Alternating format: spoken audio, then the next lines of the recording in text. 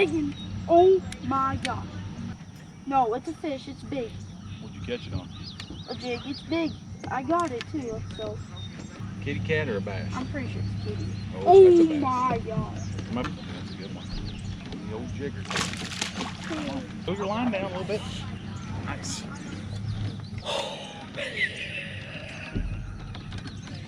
Yeah. About 3.5. Baby. On the old jig. Nice old fatty. Nice old girl. What's up, guys? Welcome back to the channel. Another hot day here in southern Indiana. And I'm actually walking out. Kiddos are out riding the RTV. I'm actually walking out to the barn right now. Got to do a little bit of rigging for a tournament this coming weekend.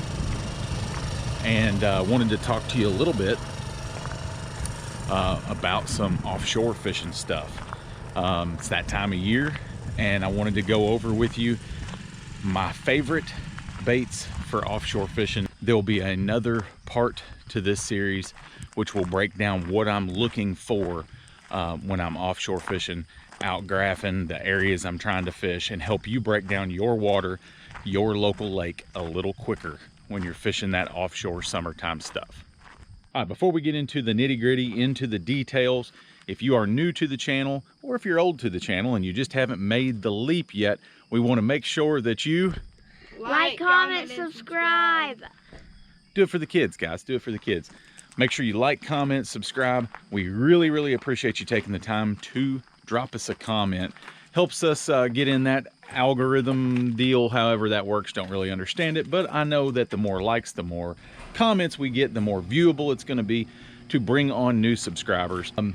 It's been kind of a process over a couple years now of slowly growing the channel. I don't have the time working full-time job. The kids have their own tackle company. If you're you know, a subscriber to the channel, you already know about Hog Stalker Jigs. These kiddos right here. Yeah, we'll be doing a giveaway once we reach 1,000 subscribers. Yep, once we reach 1,000 subscribers here on this channel, we'll be doing a giveaway of a bunch of Hog Stalker jigs. So you can go to Hog Stalker Jigs on Facebook and place your orders there. If you're a bass fisherman, a crappie fisherman, bluegill fisherman, we have stuff for pretty much all of you guys, including some additions now in the soft plastics world of tackle that we can provide as well. So we would love for you guys to check that out and help support the kids in their business adventures, we'll say. But right now, let's get to it. Offshore fishing, my top 5 offshore baits that I love to throw in the summer months. All right, so if you are schooled at offshore fishing, you probably are going to be like, whoa, that's not a big surprise, the baits that you're throwing out there. No juice there. And really there's not. It's pretty basic setup. The same things that guys have been fishing with offshore year in and year out, and they work. If it ain't broke, don't fix it. But when I think offshore fishing in the summertime, one of the first things that come to mind I have to have in my boat at all times. And sometimes I have 2 or 3 of these rigged up. Now I've done a few videos in the past talking about how to rig it, how I rig it, different ways, and different baits that I use. So I'm not going to go into that, but if you want to check out how to rig this, you can find it pretty much anywhere. But if you want to see how I set it up, which is a little different than some people, then I will tag that video somewhere up here so that you can go check that out. But that is a Carolina rig. A Carolina rig is, to me, whenever it's like it's a power fishing technique that is still super finesse. You have that bait free flowing behind the weight up off the bottom, just gives it a very natural presentation. And it's just one of those things that it just gets bites. And man, when they bite it, they bite it. You don't have to guess whether it's a bite or not. They try to take the rod out of your hands and drag it into the next county.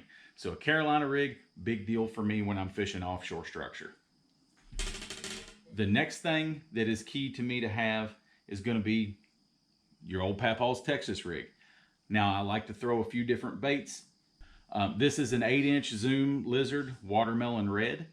I'm going to throw a bigger lizard earlier in the summer. As soon as they come out of the spawn and they start going offshore, they tend to focus on that bigger bait. Obviously, just going to kind of match the watercolor. I keep 3 or 4 colors of lizards in the boat at all times. I'm going to keep more of a watermelon color for clear water, green pumpkin for off color, and then something a little darker like a June bug or a black and blue or blueberry for that dirtier water.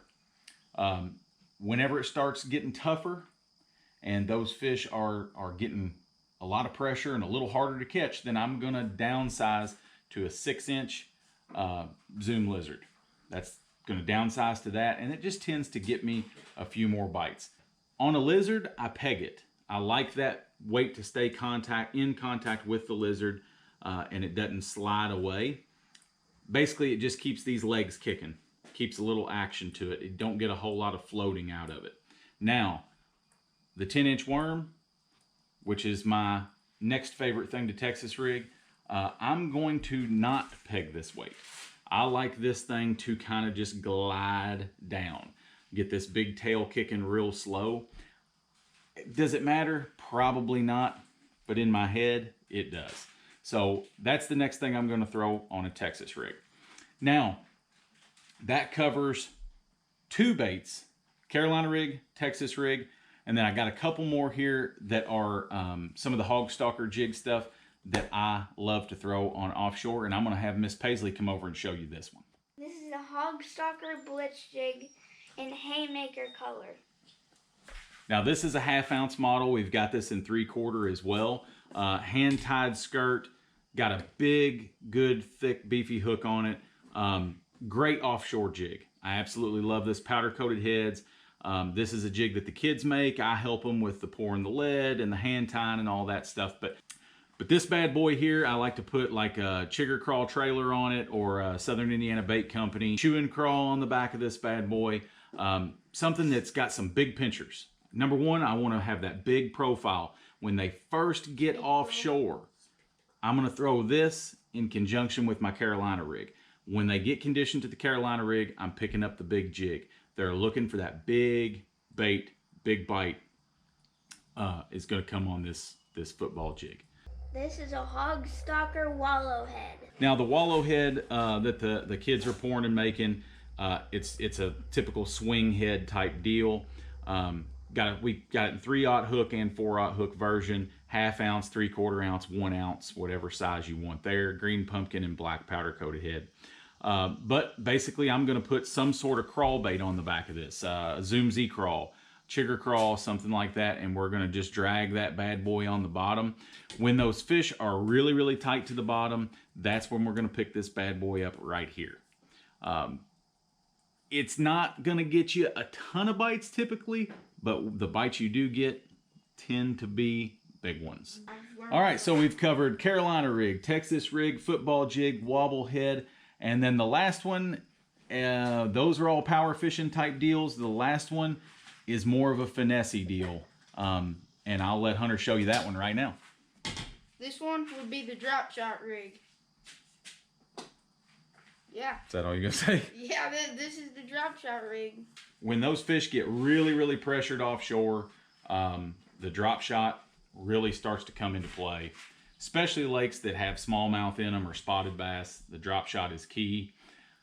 I like a nose hook drop shot whenever they get real finicky. You can do a Tex-posed drop shot earlier in the year, or if you're fishing brush. Typically, I'm not fishing a lot of brush piles. If I am, I'm going to do a Tex-posed version. I'm going to make sure that this hook is buried in that plastic with a longer shank worm hook there. Typically going to throw that with, a 1/4 ounce drop shot weight. Sometimes I will go even heavier than that if I'm fishing deeper. Most of my offshore fishing is going to be less than 20 feet. Very rarely will I go deeper than 15. Depending upon where I'm at, but around the Southern Indiana area, 15 foot, that's deep water. But the drop shot, when you're in a jam, this bad boy will put fish in the boat. It takes a little getting used to. Light line, can't say enough about downsizing your line in clear water, but the drop shot rig is my number 5. And I put it at number 5 because it's basically my last resort. If I can't catch them, I'll go to the drop shot. Thanks guys for tuning in. That is my top 5 offshore baits for the summer months. One of my favorite times of the year to fish though. So thanks again guys for tuning in. We greatly appreciate it. As always, like, comment, subscribe. Anyway, like, comment, subscribe, and most importantly, share it. We need you to share it to grow the channel. Y'all take care. Share it with your local person that loves fishing. Got anything? What she said. Like, subscribe. What she said, man of very few words. Yes, sir. Y'all have a good one.